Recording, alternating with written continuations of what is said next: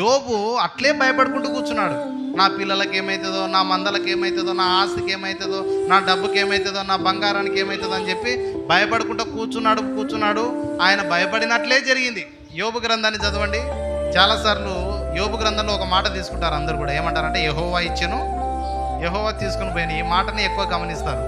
యోబు తన నోరు తెరిచి తానే సాక్ష్యం ఇస్తున్నాడు. ఏమంటున్నాడు అంటే, నేను ప్రతిరోజు దేని గురించి అయితే భయపడకుండా ఇంట్లో కూర్చున్నానో అదే నాకు జరిగింది, కానీ దేవుడు నాకు అన్యాయం చేయాలంటున్నాడు. విశ్వాసి అయినటువంటి నీవు ఏ పరిస్థితుల్లో ఉన్నా భయపడకు, నిబ్బరం కలిగి ధైర్యంగా ఉండు. బ్రతుకుటైతే క్రీస్తే, చావైతే క్రైస్తవులకు నష్టం లేదు, లాభమే ఉంది. ఆయన పొందిన దెబ్బల చేత నాకు స్వస్థత కలుగుచున్నది అని చెప్పాను. హల్లెలూయా. నా ప్రభు అయిన యేసు పొందిన దెబ్బల చేత నాకు స్వస్థత కలుగుచున్నది.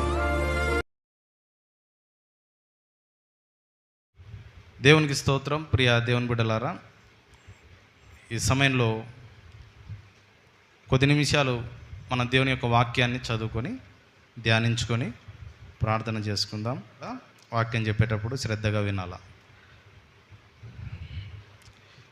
ఈ వారం మనం చెప్పాలనుకున్న అంశంలోకి వెళ్ళడానికంటే ముందుగా ప్రతి ఆదివారం కూడా మనం ఏం బోధించుకుంటూ వస్తున్నాం అనే విషయాలు ఒక 2 నిమిషాలు మీకు జ్ఞాపకం చేసి తర్వాత మనము ఈ వారంలో మనం చెప్పాలనుకున్న అంశంలోకి మనము ప్రవేశిద్దాం. మీ అందరికీ తెలిసిన విధంగానే తెరవబడిన ఆకాశపు వాకిన్ల కింద జీవించుట అనే అంశాన్ని మనం కొద్ది వారాలుగా ధ్యానించుకుంటూ వస్తుంటున్నాం. తెరవబడిన ఆకాశపు వాకిన్ల కింద జీవించుట అనే దానికి అర్థం ఏంటంటే, దేవుని దయా ఆశీర్వాదాల కింద జీవించడమే తెరవబడిన ఆకాశపు వాకిన్ల కింద జీవించడం. అలాగే మూసివేయబడిన ఆకాశమును గురించి కూడా పరిశుద్ధ గ్రంథం మాట్లాడుతుంది. మూసివేయబడిన ఆకాశం అంటే, మూసివేయబడిన ఆకాశం కింద జీవించడం అంటే దేవుని యొద్ద నుంచి మనకు ఎటువంటి జవాబు దొరకడం లేదు, దేవుని యొద్ద నుంచి మనకు ఎటువంటి మేలులు లభించడం లేదని అర్థము. ఈ అంశాన్ని మాట్లాడుతూ చాలా విషయాలు మీ అందరికీ కూడా నేను ఇదివరకే మీకు అందరికీ కూడా నేను చెప్తూ వచ్చాను. అదేంటంటే, ఒక విశ్వాసి తన జీవితంలో చేసే కొన్ని కార్యాలు తలపైన ఆకాశాన్ని తెరిచేటట్లు చేస్తాయి. మనం చేసే కొన్ని పనులను బట్టి మన పైన ఆకాశం మూసివేసేటట్లు చేస్తాయి. ఇది దేవుడు కొన్ని నియమాలను సెట్ చేశాడు. ఆ నియమాలను అనుసరించి ఆయన నడుచుకుంటాడు అనేటువంటిది దేవుని బిడ్డలైనటువంటి వారు గమనించాలి. ప్రియ దేవుని బిడ్డలారా, ఒక బిడ్డ బంతి ఆట ఆడుకుంటున్నాడంట. ఒక బాలుడు బంతి ఆట ఆడుకుంటున్నాడంట. నువ్వేం చేస్తున్నావు నాయనా అని అడిగితే, నేను బంతి ఆట ఆడుతున్నాను అంటాడు. ఎవరితో ఆడుతున్నావు అంటే, దేవునితో ఆడుతున్నాను బంతి ఆట అంటాడు. దేవునితో బంతి ఆట ఆడుతున్నావు, ఎలా ఆడుతున్నావు అంటే, నేను పైకి విసురుతున్నాను, దేవుడు మళ్ళీ కిందికి దాన్ని విసురుతున్నాడు అని అంటాడు ఆ పిల్లోడు. అంటే ఆ పిల్లోనికి ఏం అర్థం కాలేదంటే, భూమికి గురుత్వాకర్షణ నియమం ఉందనేది అర్థం కాలే. ఆ పిల్లోడు ఏమంటున్నాడంటే, బంతిని నేను పైకి విసిరితే దేవుడు మళ్ళీ దాని కిందికి నాకు ఇస్తున్నాడు దాన్ని, అందుకే ఇద్దరం బంతి ఆట ఆడుకుంటున్నాం అంటాడు.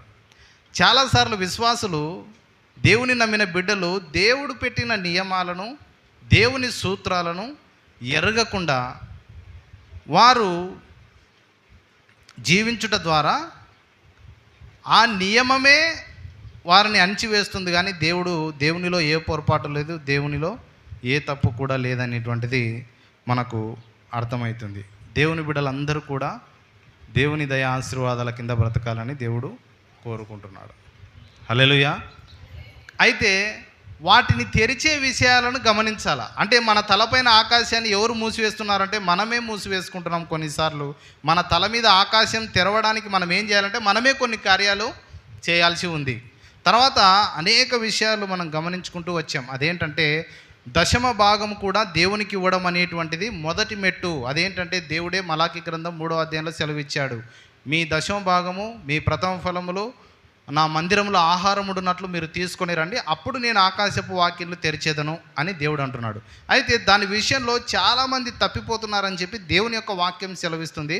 అయితే అది మొదటి మెట్టు. అలా చేసినప్పుడు దేవుడు మన తలపైన ఆకాశం తెరుస్తాడు అని దేవుని యొక్క వాక్యము గుర్తు చేస్తుంది. ఒకసారి ద్వితీయోపదేశ కాండానికి మన పరిశుద్ధ గ్రంథాలను తిప్పుతాం చూడండి. 26, 13, 14 చదువుదాం. నీవు నీ దేవుడైన యెహోవా సన్నిధిని నీవు ఆజ్ఞాపించిన నీ ఆజ్ఞలన్నిటి చొప్పున నా ఇంట నుండి ప్రతిష్ఠితమైన దానిని తీసివేసి. చూసారా, ఇక్కడ గమనించారా? నా ఇంట్లో నుండి ప్రతిష్ఠితమైన దానిని తీసివేసి. చాలాసార్లు ఇది మనం గమనించాం. దేవునికి ప్రతిష్టార్పణమైనది మన ఇంట్లో ఉండకూడదు. హల్లెలూయా, హల్లెలూయా. దేవునికి ఇవ్వాల్సిన సొమ్ము మన ఇంట్లో ఉండకూడదని వాక్యం గుర్తు చేస్తుంది. దేవునికి ఏదైతే ప్రతిష్టార్పణంగా ఉందో అది మన ఇంట్లో ఉండకూడదు. అది దేవునిది, దేవునికి చెందాలని వాక్యం గుర్తు చేస్తుంది ఒకసారి. అయితే చాలాసార్లు ఏమంటారంటే కష్టం వచ్చింది కాబట్టి, దుఃఖం వచ్చింది కాబట్టి నేను ఇవ్వలేకపోతున్నాను అని అంటారు. కానీ ఇక్కడ ఏమని చెప్తుందంటే, నేను దుఃఖంలో ఉండగా దానిలో కొంచెమైనను తినలేదు. అంటే నాకు శ్రమలు వచ్చినాయని, ఇరుకులు వచ్చినాయని, వేరే అవసరత వచ్చింది అందుకోసమని, ఇంట్లో ఒక అవసరం పడిందని చెప్పి దేవునికి ప్రతిష్టార్పణమైన దాంట్లో మనం చేయబెట్టకూడదు అంటున్నాడు. ఏదైనా తోటలో ఏమన్నాడు? స్వేచ్ఛగా బతుకు, స్వేచ్ఛగా తిరుగు, నీకు కావాల్సిన ఫలములన్నీ తిను, కానీ తోట మధ్యలో ఉన్న చెట్టు ఫలాన్ని మాత్రం నువ్వు తినొద్దు అంటాడు. ఎందుకంటే దాన్ని ముట్టకూడదు, అది నీకు సంబంధించినది కాదు, దాని మీద నీ చేయబడిందా నువ్వు నిశ్చయంగా చచ్చేదవు అని అంటాడు. అప్పుడు దేవునికి ప్రతిష్టార్పణమైనది మన ఇంటిలో ఉండకూడదు. తర్వాత అంటున్నాడు, నేను దుఃఖములో ఉండగా అది కొంచెమైనను నేను తినలేదు అంటున్నాడు. అంటే దుఃఖం వచ్చింది, కష్టం వచ్చింది, కానీ దేవుని దాంట్లో నుంచి తీసుకోకూడదు. హల్లెలూయా. లేదు, ఉన్నట్టుండి ఈఎంఐ కట్టాల్సింది వచ్చింది, ఉన్నట్టుండి కరెంటు బిల్లు కట్టాల్సి వచ్చింది, ఉన్నట్టుండి టీవీ బిల్లు, డిష్ బిల్లు కట్టాల్సింది వచ్చింది, ఉన్నట్టుండి తర్వాత పిల్లల ఫీజు కట్టాల్సింది వచ్చిందని చెప్పి దేవుని దాంట్లో నుంచి తీసుకొని వాటిని రెంట్ చేయకూడదు. రెంట్ కట్టాల్సిందే, ఈఎంఐలు కట్టాల్సిందే, తర్వాత పిల్లల ఫీజులు కట్టాల్సిందే, డిష్ బిల్ కట్టాల్సిందే, కరెంటు బిల్లు కట్టాల్సిందే. కానీ దేంట్లో నుంచి కట్టాలి? దేవుని సొమ్ములో నుంచి కాదు కట్టాల్సింది. దేవుని బిడ్డలు, నేను దుఃఖంలో ఉండగా దాంట్లో కొంచెమైనా కూడా తినలా, అంటే దేవునిది కొంచెమైనా నేను ముట్టలేదు అంటూ అపవిత్రుడనై ఉండగా దానిలో దేనిని కూడా నేను తీసివేయలేదు. హల్లెలూయా, హల్లెలూయా. మలాకీ గ్రంథం మత్తయి పక్కలో ఉంటుంది, చివరి పుస్తకం పరిశుద్ధ గ్రంథంలో. మలాకీ గ్రంథం 3వ అధ్యాయం 8వ వచనం చదువుదాం చూడండి. మానవుడు దేవుని యొద్ద దొంగిలునా? అయితే మీరు నా యొద్ద దొంగిలితిరి. మానవుడు దేవుని యొద్ద దొంగిలిస్తాడా? దొంగిలించాడు. అయితే దేవుడు ఏమంటాడంటే, మీరు నా యొద్ద దొంగిలితిరి. దేని విషయంలో మేము నీ యొద్ద దొంగిలితిమని మీరు అడుగుతారు. 10వ భాగమును ప్రతిష్టార్పణమును ఇయ్యక దేవుని యొద్దనే దొంగిలించుచున్నాము అనే మాట ఇక్కడ రాయబడింది. కాబట్టి ప్రియ దేవుని బిడ్డలారా, దేవునికి ప్రతిష్టార్పణమైనది మనము ఆయనకు అర్పించినప్పుడు మన తలపైన ఆకాశం తెరవబడుతుంది అనేటువంటి విషయాలు మనం కిందికి చదువుకుంటూ వస్తే అది ఒక అద్భుతకరమైనటువంటి తలంపు, అది ఒక మొట్టమొదటి మెట్టుగా ఉంటుంది. దీని తర్వాత మనం అనేక విషయాలు మనం గమనించాం. అదేంటంటే దేవుని యొక్క వాక్యము విని గ్రహించాలి. కానీ వినడం మాత్రమే కాదు, దేవుని యొక్క వాక్యము వినుట ద్వారా, గ్రహించుట ద్వారా మన తలపైన ఆకాశం తెరవబడుతుంది. దేవుని ఆశీర్వాదాలు మన మీదకి దిగి వస్తాయి. అలాగే మనసు నూతనపరచబడుట గురించి కూడా మనం చూసాము. అలాగే ఇంకా అనేక విషయాలు ఈ అంశంలో మనము చూసుకుంటూ వచ్చాము. ఈ ఆకాశం కింద ధనం కలిగి ఉండుటలో దేవుని చిత్తం. అంటే డబ్బు ఉపయోగించుకోవాలా, దేవుణ్ణి ప్రేమించాలా. కానీ డబ్బును ప్రేమించి దేవుని ఉపయోగించుకోనకూడదు. లోకం రివర్స్ పాటిస్తుంది. అదేంటంటే డబ్బుని ఎక్కువగా ప్రేమించి దేవుణ్ణి ఉపయోగించుకుంటారు. అవసరం వచ్చినప్పుడు దేవుడు, అవసరం వచ్చినప్పుడు ప్రభువు, అవసరం వచ్చినప్పుడు దేవుడు, దేవుని సన్నిధి కావాలా, ప్రార్థన కావాలా, అవసరం లేకపోతే ఆయనను పక్కన పెట్టడం. అట్లా కాదు. కానీ లోకంలో ఉన్నవన్నీ మీరు ఉపయోగించుకోనండి, దేవుని ప్రేమించమని బైబిల్ చెప్తుంది. ఆ విషయాన్ని కూడా ఇంతకుముందే చూసాం. ఈరోజు మనం నేర్చుకొనబోయే అంశం ఏంటంటే, యోబు గ్రంథంలో మనం చూసాం కదా, ఇంతకుముందు ఒకసారి మీకు అక్కడ ప్రారంభించాము. అయితే కొన్ని విషయాలు చెప్పాల్సి ఉంది. ఆ విషయాలు చెప్పి ఒక 15 నిమిషాలు చెప్పి నేను ముగిస్తాను. అదేంటంటే బాగా గమనించండి. యోబు గ్రంథం 3వ అధ్యాయం 25వ వచనం చదువుదాం చూడండి. ఏది వచ్చునని నేను బహుగా భయపడితినో అదే నాకు సంభవించుచున్నది, నాకు భీతి పుట్టించున్నదే నా మీదికి వచ్చుచున్నది. నాకు నెమ్మది లేదు, సుఖము లేదు, విశ్రాంతి లేదు, శ్రమయే సంభవించుచున్నదని ఎవరు అంటున్నారంటే యోబు అంటున్నాడు. ఏది వచ్చునని నీ ఎక్కువగా భయపడితేనో అదే నాకు సంభవించింది అంటాడు. ప్రియ దేవుని బిడ్డలారా, దేవుని బిడ్డలుగా ఉన్న మనము, దేవుని యొక్క వాక్యం సెలవిచ్చేది ఏంటంటే, మనము ఎందు విషయంలో భయపడకూడదు అని దేవుని యొక్క వాక్యము గుర్తు చేస్తుంది. హల్లెలూయా, హల్లెలూయా. ఎందుకు భయపడకూడదు అంటే, భయపడినాం అంటే ఏ విధంగా అయితే విశ్వాసము జరగకూడని అంటే జరగలేని అసాధ్యమైన కార్యాలు చేయగలదో, భయము కూడా జరగకూడని కార్యాలు జరిగేటట్లు చేస్తుంది భయం. అందుకే భయపడితే అది అట్లే జరుగుతుంది. భయం వలన ఏమవుతుందంటే మన తలపైన ఆకాశం మూసివేయబడుతుంది అనే విషయాన్ని దేవుడు మనకు గుర్తు చేస్తున్నాడు. భయపడకూడదు. భయపడితే ఏమవుతుందంటే మన తలపైన ఆకాశము మూసివేయబడుతుంది. అది ఒక తాళపు చెవి లాంటిది. దేవుడు ఏమంటున్నాడంటే భయపడకు. దేవుని యొక్క కార్యాలు నీ జీవితంలో ఫలించాలంటే మీరు అనేక విషయాల్లో భయపడుకుంటూ కూర్చున్నారు. వాటి విషయాలు నేను చెప్పబోతున్నాను, వాటిని చెప్పి ప్రార్థన చేస్తాను. అనేక విషయాల్లో భయపడుతున్నారు, మీరు ఎరగని వాటి గురించి భయపడుతున్నారు. యెహోషువ గ్రంథానికి తిప్పండి. యెహోషువ గ్రంథం 1వ అధ్యాయం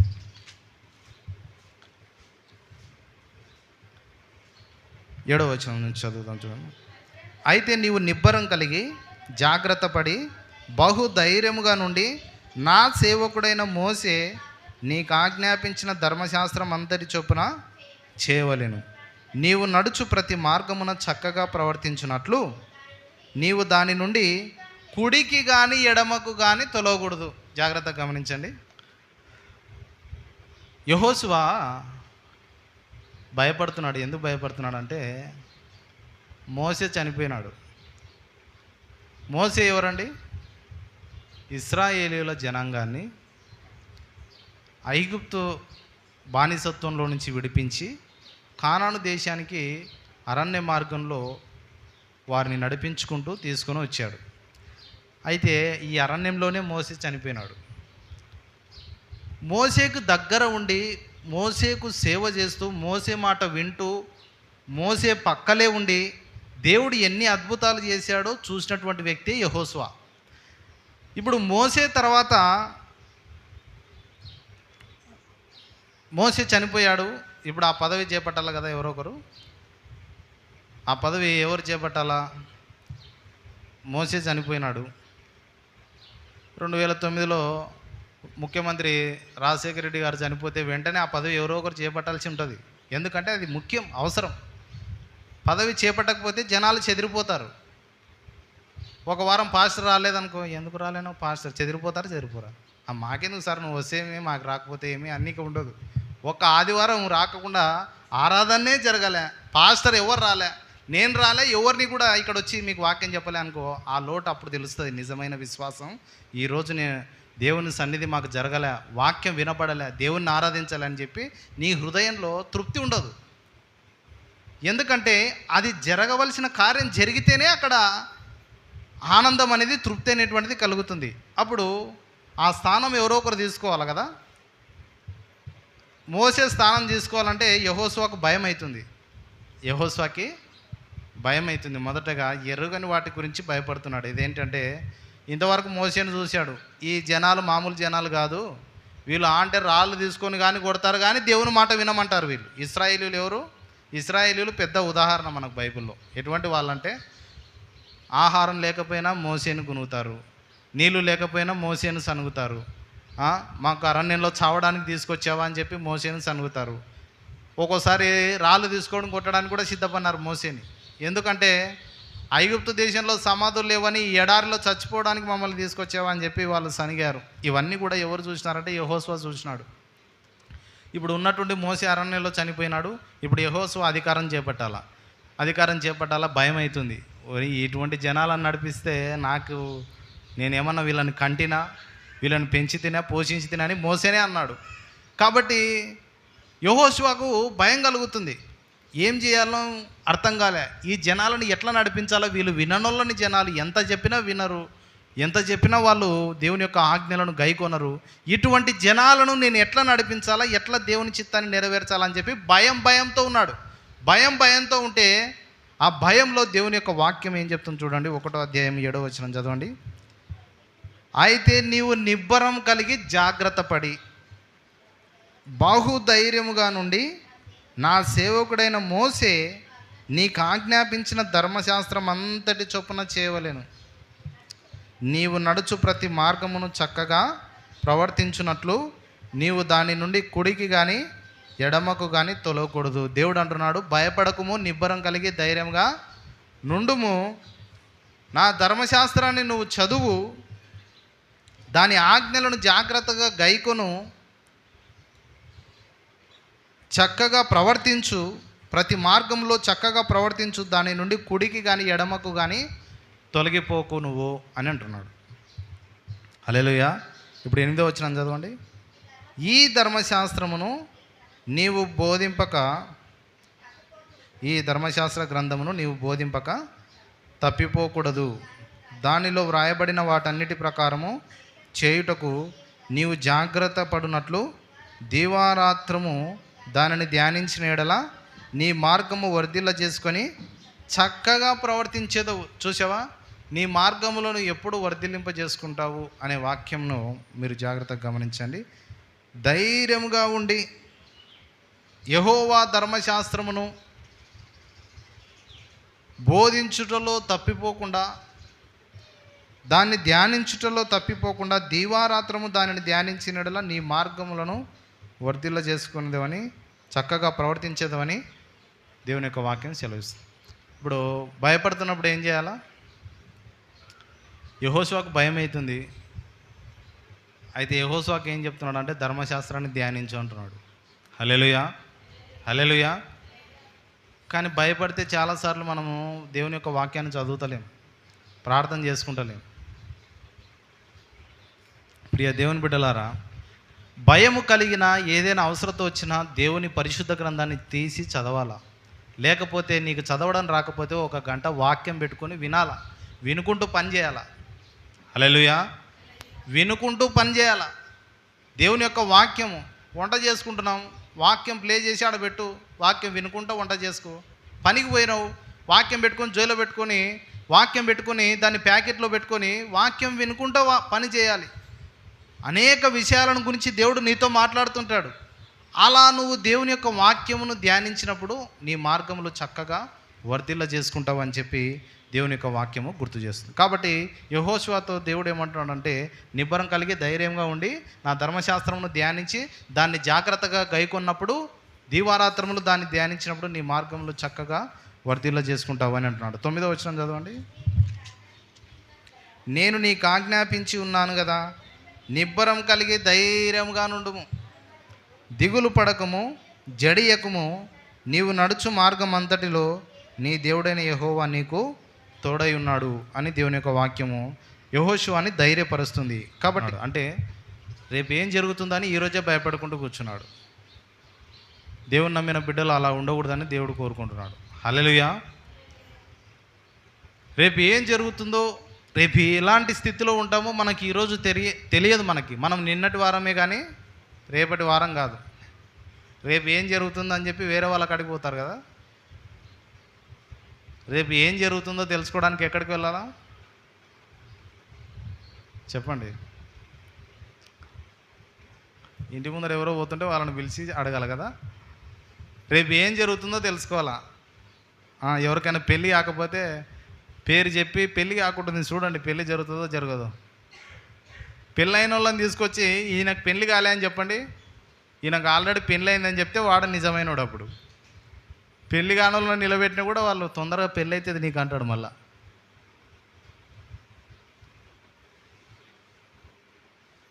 రేపు ఏం జరుగుతుందో ఎవరికి కూడా తెలియదు. హల్లెలూయా, హల్లెలూయా. నువ్వు ఎవరి దగ్గరికన్నా ఎవరికి తెలియదు రేపు ఏం జరుగుతుందో. ఏదో 4 మాటలు చెప్పాల్సిందే నీకు. అయితే దేవుడు మాత్రము నీకు ధైర్యమునిస్తాడు, నెమ్మదినిస్తాడు. ఎప్పుడు? ఆయన వాక్యమును విన్నప్పుడు, ధర్మశాస్త్రాన్ని ధ్యానించినప్పుడు. కాబట్టి ఎరుగని వాటి గురించి ఈరోజే భయపడుకుంటా వాళ్ళ దగ్గరికి వెళ్ళి వీళ్ళ దగ్గరికి వెళ్ళి సలహాలు తీసుకుంటా, నాకు ఇట్లా భయం అవుతుంది, ఏం చేయాలో తెలియట్లేదు, అడుగు, ప్రార్థన చేయించుకో కావాలంటే. భయం అయితే మన సమస్యలు, ఇంట్లో ఉన్న సమస్యలన్నీ వేరే వాళ్ళకి చెప్పడం ఏమైపోతుందంటే ఇంట్లో ఉన్నదంతా బయట అందరికీ తెలిసిపోతుంది. అవసరం లేదు. నీ ఇంట్లో సమస్యలు, నీ ఇంట్లో భయాలు అన్నీ కూడా దేవునికి తెలియాలి, కానీ బజార్లో బయట సమాజంలో ఎవరికి తెలియాల్సిన అవసరమే లేదు. భయం వలన ఏమవుతుందంటే చూసారా, మన సమస్యలు మనమే తీర్చుకోగలం, కానీ బయటికి వెళ్ళిపోయి వేరే వాళ్ళ దగ్గరికి పోతే వాళ్ళు ఏం చేస్తారంటే అప్పటికి బాగా మాట్లాడతారు, కానీ మనం వాళ్ళ ఎదుట చులకనైపోతున్నాం. హల్లెలూయా, హల్లెలూయా. నీ ఇంట్లో ఉన్న సమస్యలు దేవుని సన్నిధిలో పెట్టు, దేవునికి చెప్పు, దేవుణ్ణి అడుగు. ఏదైనా కావచ్చు, దేవుణ్ణి అడుగు వానికి ఆయన ధారాళంగా ఇస్తాడు అంటున్నాడు. ఒక విశ్వాసి వాక్యాన్ని గ్రహించకపోతే దేన్ని గ్రహిస్తాడు? వాక్యం చెప్తుంది కానీ దానికి దేని విషయంలో కూడా భయపడకుండా, ఎరుగని వాటి గురించి భయపడకూడదని వాక్యం సెలవిస్తుంది. రెండవదిగా ఇంతకుముందు చెప్పాను కదా, రెండవదిగా మరణ భయం అనేటువంటిది ఎప్పుడు కూడా ఉండకూడదు. దేవుని నమ్మిన బిడ్డలకు ఎప్పుడు కూడా మరణ భయం ఉండకూడదు. ప్రతిరోజు కూడా ధైర్యంగా బ్రతకాలని దేవుడు కోరుకుంటున్నాడు. ఆదాము పాపం చేసిన తర్వాత మనిషి లోపలికి మరణ భయం ప్రవేశించింది. ఎప్పుడు చచ్చిపోతామో, ఏమవుతుందో, ఏం జరుగుతుందో, ఎప్పుడు మరణిస్తామో అనేటువంటి భయం కలుగుతుంది. అయితే ఒకటి విశ్వాసి లోతుగా అర్థం చేసుకోవాలి. అదేంటంటే రాజులైనా మరణించాల్సిందే, పేదలైనా మరణించాల్సిందే. మరణం అనేటువంటిది భూమి మీద పుట్టిన ప్రతి జీవరాశికి సమానం. అది ఎవరైనా, ఏ జీవైనా కావచ్చు, మరణించాల్సిందే. మరణం అనేటువంటిది అన్నిటికీ సమానమే. దేవుడి బిడ్డలైనటువంటి వారు మరణం విషయంలో భయపడకూడదని వాక్యం గుర్తు చేస్తుంది. హల్లెలూయా. పౌలు ఈ మాటను బాగా అర్థం చేసుకున్నాడు. ఏమంటాడంటే, బ్రతుకుట నా వరకైతే క్రీస్తే, చావైతే చావైతే లాభం. బ్రతుకుట నా వరకైతే క్రీస్తే. ఒకవేళ నేను బ్రతుకుంటే ఒకవేళ ప్రభు కొరకు బ్రతుకుతా, చావైతే నాకేం నష్టం లేదు. కానీ లోకస్తులు భయపడతారంట. వాయమ్మ చావా, వాయమ్మ ఏమవుతుందో. మరణం గురించి ఈరోజే భయపడతారు. ఎప్పుడు వస్తుందో తెలియదు, కానీ ఈరోజే భయపడుకుంటుంటారు. నేను చెప్తున్నా, యోబు అట్లే భయపడుకుంటూ కూర్చున్నాడు. నా పిల్లలకి ఏమవుతుందో, నా మందలకి ఏమవుతుందో, నా ఆస్తికి ఏమవుతుందో, నా డబ్బుకి ఏమవుతుందో, నా బంగారానికి ఏమవుతుందో అని చెప్పి భయపడుకుంటూ కూర్చున్నాడు. ఆయన భయపడినట్లే జరిగింది. యోబు గ్రంథాన్ని చదవండి. చాలాసార్లు యోబు గ్రంథంలో ఒక మాట తీసుకుంటారు అందరు కూడా. ఏమంటారంటే, యెహోవా ఇచ్చెను, యెహోవా తీసుకుని పోయాను. ఈ మాటని ఎక్కువ గమనిస్తారు. యోబు తన నోరు తెరిచి తానే సాక్ష్యం ఇస్తున్నాడు. ఏమంటున్నాడు అంటే, నేను ప్రతిరోజు దేని గురించి అయితే భయపడకుండా ఇంట్లో కూర్చున్నానో అదే నాకు జరిగింది, కానీ దేవుడు నాకు అన్యాయం చేయాలి అంటున్నాడు. కాబట్టి ప్రతిరోజు మనం ఇంట్లో కూర్చొని దేని గురించి అయితే ఎక్కువగా ఆలోచన చేస్తూ భయపడుకుంటూ ఉంటామో అదే మనకి జరుగుతుంది. కాబట్టి దేవుడు ఏమంటున్నాడంటే, మీరు ఎక్కువగా భయపడుకుంటూ ఇంట్లో కూర్చోద్దండి, భయపడొద్దండి, మరణం విషయంలో అస్సలు భయపడొద్దండి అని అంటున్నాడు. ఒకసారి మరణం కూడా మంచిదే అనిపిస్తుంది. ఎందుకంటే మరణం అంటే ఎప్పుడు మనకు వచ్చినప్పుడు, చనిపోయినప్పుడు ఈ లోకానికి మరణం అందరికీ ఉండడం మంచిదే అనిపిస్తుంది. అసలు మరణమే లేదనుకోండి, మనిషి ఇప్పుడు ఎట్లుంటాడు? విర్రవీగిపోతాడు కదా. చావు లేదనుకోండి, మనిషికి ఏదో ఒకరోజు చస్తాము అనేది ఒకటి ఉంది కాబట్టి కొంచెం అణిగిమణిగి ఉంటాడు. అదే లేదనుకోండి, ఇంక అణిగిమణిగి ఉంటాడా? ఏదో ఒకరోజు చావు ఉంటుంది అనేది ఉంది కాబట్టే కొంచెం అన్ని విషయాల్లో అణిగిమణిగి ఉంటాడు. చావే లేదంటే ఇంకా మనిషి పరిస్థితి చూడండి. కాబట్టి దేవుడు మరణం పెట్టింది కూడా ఒక్కోసారి మంచిదే, తిరిగి తన యొద్దకు తీసుకొని వెళ్తున్నాడు. దేవుని బిడ్డలకి మరణం పైన జయమునిచ్చాడు. ఆ విషయం తెలుసా మీకు? హెబ్రీ పత్రిక 2:14. కాబట్టి ఆ పిల్లలు రక్త మాంసములు గలవారైనందున ఆ ప్రకారమే మరణం యొక్క బలము గలవానిని, అనగా అపవాదిని మరణం ద్వారా నశింపజేయుటకును, జీవితకాలమంతయు మరణ భయము చేత దాస్యమునకు లోబడిన వారిని విడిపించుటకును ఆయన కూడా రక్త మాంసములలో పాలివాడాయను. చూసారా? మరణము ద్వారా నశింపజేయుటకును, జీవితకాలమంతయు మరణ భయము చేత దాస్యమునకు లోబడిన మనల్ని యేసుక్రీస్తు రక్త మాంసములలో పాలివాడై మనలాంటి శరీరాన్ని ధరించుకొని మరణంలో పాలు పొందుట ద్వారా ఇప్పుడు విశ్వాసికి మరణ భయం లేదు. మన ప్రభు మరణించిన తర్వాత మరల 3వ దినాన తిరిగి లేచాడు. అయితే యేసునందు విశ్వాసం ఉంచిన బిడ్డలు చనిపోయినా కూడా మరల బతుకుతారంట. హల్లెలూయా. అందుకే యేసు ప్రభు ఏమంటాడంటే, నా యందు విశ్వాసం ఉంచినవాడు చనిపోయినా కూడా బతుకుతాడంట. ఎంత గొప్ప భాగ్యం కలిగిందంటే మనకి ఆయన యందు విశ్వాసం ఉంచిన వారు చనిపోయినా మళ్ళీ బతుకుతారు. కానీ లోకస్తులకు అటువంటి ఆదరణ లేదు. అందుకే వాళ్ళు రోజు కూర్చొని ఎప్పుడు ఏడుతుంటారు. చచ్చిపోతే నీ ఏంటో ఏమొస్తుంది? 6 అడుగులు అంటారు. ఏంటది అది? చచ్చిపోతే నీ ఏంటో వస్తుంది. కొంతమంది చెప్పినారు పచ్చబొట్టు ఒడిపించుకో, అదే చచ్చిపోతే నీ ఏంటో వస్తుంది అంట. పచ్చబొట్టు రాదు, గిచ్చబొట్టు ఏది రాదు నీ ఎంట. ఏది సంపాదించుకునేది ఏది కూడా బంగారం, వెండి, డబ్బు, పచ్చబొట్టు ఏది రాదు. అన్నీ తీసి పక్కకు పెట్టి పోవాల్సిందే చనిపోయినప్పుడు. కాబట్టి అది వస్తుంది ఇది వస్తుంది అంటే ఏది చచ్చిపోయినప్పుడు రాదు. అది అందరికీ కూడా తెలిసిన సత్యం. అయితే లోకస్తులు ఏంటంటే ఆ చావు గురించి ఎప్పుడు కూడా భయపడుతుంటారు. బైబిల్ చెప్తుంది, విశ్వాసి అయినటువంటి నీవు ఏ పరిస్థితుల్లో ఉన్నా భయపడకు, నిబ్బరం కలిగి ధైర్యంగా ఉండు. బ్రతుకుటైతే క్రీస్తే, చావైతే క్రైస్తవులకు నష్టం లేదు, లాభమే ఉంది. హల్లెలూయా. క్రైస్తవులకు నష్టమే లేదు. ఎందుకంటే మనం చనిపోతే మళ్ళా బతుకుతాం. కానీ లోకస్తులకి ఆ విశ్వాసం అనేటువంటిది లేదు. అందుకే వాళ్ళు ఎల్లప్పుడూ కూడా కృంగిపోతూ ఉంటారు. అందుకే వాళ్ళకి ఈ లోక జీవితమే పెద్దదిగా కనపడుతుంది, కానీ దేవుని రాజ్యం వాళ్ళకు పెద్దదిగా కనపడదు. అది దేవుని యొక్క వాక్యం గుర్తు చేస్తుంది. ఎందుకంటే అపవాదిని నేను జయించిన కాబట్టి మీరు భయపడొద్దండి. అపవాది ఎవరిని మింగేస్తుంది? ఎవరైతే యేసు నమ్మకుండా తిరుగుతున్నారో వాళ్ళని మింగి నరకంలోకి తీసుకుపోతుంది. కానీ యేసు నమ్మిన వాళ్ళని మింగలేదు అపవాది. ఎందుకంటే నన్ను మింగలేదు కాబట్టి. మరణము యేసు ప్రభుని బంధించలేకపోయింది కాబట్టి మన మరణాన్ని కూడా మన మరణాన్ని కూడా తాను బంధించలేదు, అది నరకానికి తీసుకుపోలేదు. యేసు ఏ విధంగా అయితే తిరిగి 3వ దినాన లేచాడో, యేసునందు విశ్వాసం ఉంచిన వారు ప్రభు 2వ రాకడలో వచ్చినప్పుడు మరలా వాళ్ళు తిరిగి లేపబడతారు. కాబట్టి ప్రభువునందు విశ్వాసం ఉంచిన వారు అసలే భయపడకూడదు. హల్లెలూయా, హల్లెలూయా. కాబట్టి మంచం మీద పడుకొని ఏం చేయాలా? కాళ్ళు నొప్పి తీస్తున్నాయి, చేతులు నొప్పి తీస్తున్నాయి, తలను వస్తుంది, జ్వరం వచ్చింది. ఇప్పుడు ఏం చేయాలా? ఆయన పొందిన దెబ్బల చేత నాకు స్వస్థత కలుగుచున్నది అని చెప్పాలి. హల్లెలూయా. నా ప్రభు అయిన యేసు పొందిన దెబ్బల చేత నాకు స్వస్థత కలుగుచున్నది.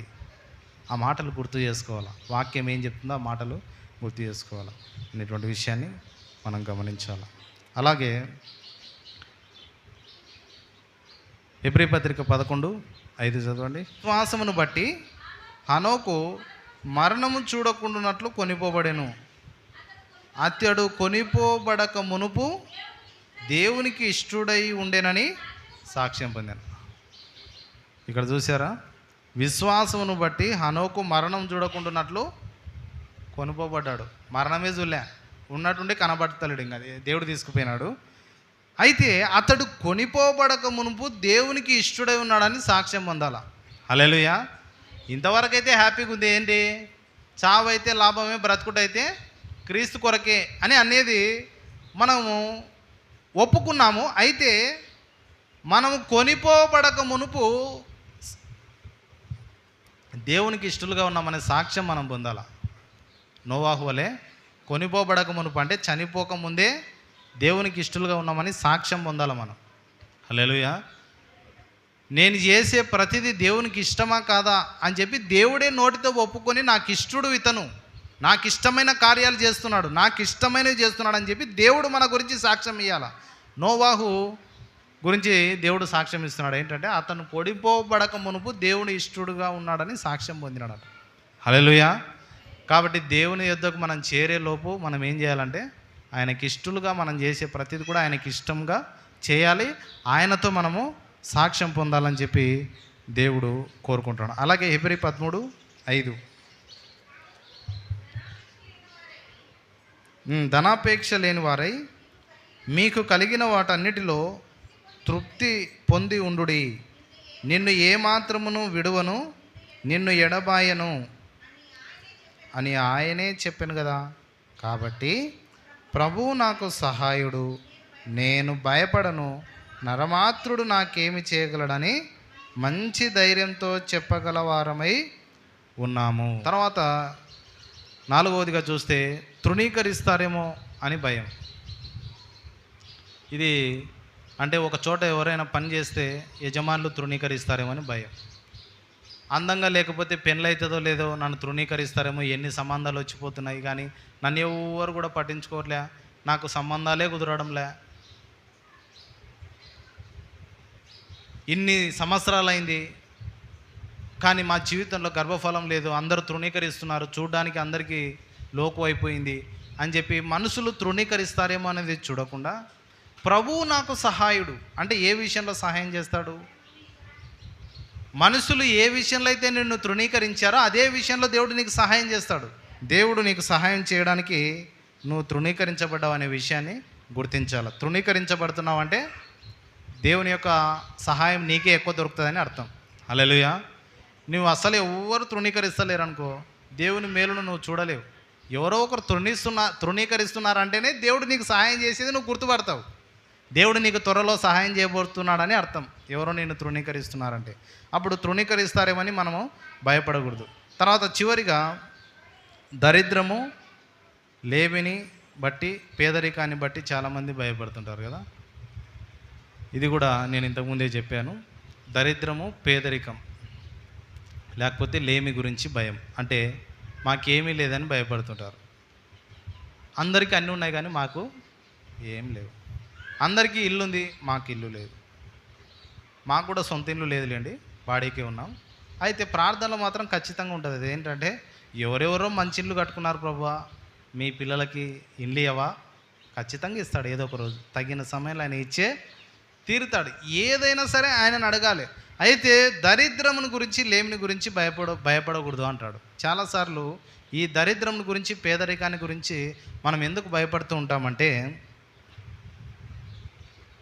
ఇంతకుముందు ఆ ఉదాహరణ చెప్పాను, అది చెప్పి నేను ప్రార్థన చేస్తాను.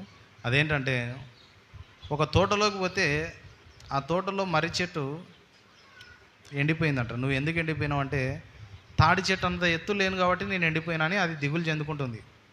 మర్రి చెట్టు తాడి చెట్టు అంత ఎత్తు లేనని దిగులు చెందుకుంటూ, నేను ఇంతే ఉంటానేమని భయపడుతూ అది ఎండిపోయింది. సరే అని ముందర పోతే తాడి చెట్టు కూడా ఎండిపోయింది. తాడి చెట్టు నువ్వెందుకు ఎండిపోయినావు అంటే, నాకు ద్రాక్ష పండ్లు కాస్తలేవు అని చెప్పి అది ఎండిపోయిందట. తాడి చెట్టుకు ద్రాక్ష పండ్లు కాస్తాయా?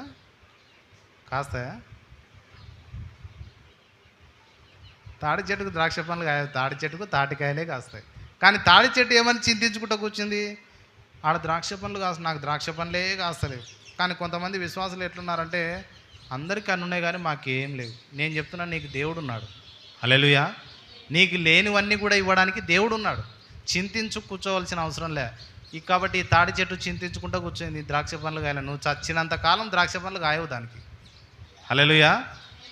నువ్వు భూమి మీద నువ్వు నశించిపోయే వరకు కూడా నువ్వు ఎంత ఆశ పడినా కూడా నీకు ద్రాక్ష పండ్లు కాయవు. ఎందుకంటే నువ్వు తాడి చెట్టు కాబట్టి నీకు తాటికాయలే కాస్తాయి, ద్రాక్ష పండ్లు కాయవు. సరే, నువ్వెందుకు ఎండిపోయినావు అంటే అది చెప్పింది. ముందరకు పోయి నిలబడి మళ్ళీ ద్రాక్ష చెట్టు నడితే ద్రాక్ష చెట్టు కూడా ఎండిపోయింది. నువ్వెందుకు ఎండిపోయినావు అంటే, ఈ ద్రాక్ష చెట్టు తీగలు ఉంటుంది కదా, ఎవరో ఒకరి మీద ఆధారపడి బతకాల్సింది వస్తుంది. అందుకోసం నేను దిగులు చెందుతున్నాను ప్రతిరోజు అని చెప్పి ఇది కూడా ఎండిపోయింది. ఎందుకు? చివరికి ఒక గులాబీ చెట్టు ఉంది ఆడ ఆ తోటలో. ఆ గులాబీ చెట్టు దగ్గరికి పోతే అదొకటి పచ్చగా ఉంది, అదొకటి మంచిగా పుష్పాలతో నిండుకొని ఉంది ఆ చెట్టు.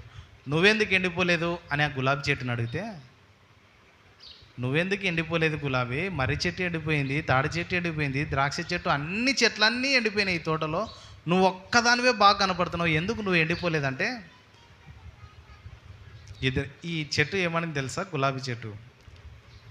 వీళ్ళందరూ కూడా నేను దానిలాగా లేను, నాకు అది లేదు ఇది లేదని చింతించుకుంటూ దిగులు చెందుకుంటూ వాళ్ళు ఎండిపోయినారు. కానీ నాకు ఆ దిగులు లేదు. దేవుడు ఇచ్చిన దాంట్లో తృప్తిగా ఉన్నాను. నన్ను దేవుడు ఎట్లా సృష్టించాడో నేను అట్లనే ఆనందపడుతున్నానని చెప్పి అది జవాబు చెప్పింది. అందుకే నేను ఆనందంగా పచ్చగా ఉన్నానని ఆ గులాబీ చెట్టు చెప్పింది. హల్లెలూయా. హల్లెలూయా. అంటే వేరే చెట్లతో అది పోల్చుకోలే, నాకు అది లేదు ఇది లేదని బాధపడుకుంటూ కూర్చోలే. అది ఏం దిగులు చెందలే. దేవుడు నాకు ఇచ్చినాడు, ఇవ్వాలనుకుంటే ఇస్తాడు, ఈరోజు నాకు కావాలంటే దేవుణ్ణి అడుగుతా అని చెప్పి అది ఏ దిగులు చెందలే. అందుకే పచ్చగా ఉంది అది. హల్లెలూయా. కాబట్టి దేవుని పిల్లలైనటువంటి వారు దిగులు పడకూడదు. దిగులు పడితే దేని గురించి అయితే దిగులు పడుతున్నామో అదే జరుగుతుంది. హల్లెలూయా. ఒకటే గుబులుగా ఉంది, తెల్లారితలకి ఏమవుతుందో, ఒకటే గుబులుగా ఉంది, ఆమెకి ఏమవుతుందో ఈమెకి ఏమవుతుందో అని చెప్పి గుబులుగా కూర్చున్నాం అనుకోండి, అది గుబులుగానే జరుగుతుంది పని. తర్వాత దేవుడు నన్ను వదిలిపెట్టినాడంటే దేవుడు ఏం చెప్పలేదు, దేవుడు భయపడకన్నాడు. భయపడకు, ప్రార్థన చేయన్నాడు. ప్రార్థన చేస్తున్నాము మళ్ళీ రోజు. నా కోసం ఎంతోమంది ప్రార్థన చేస్తారు ఇక్కడ.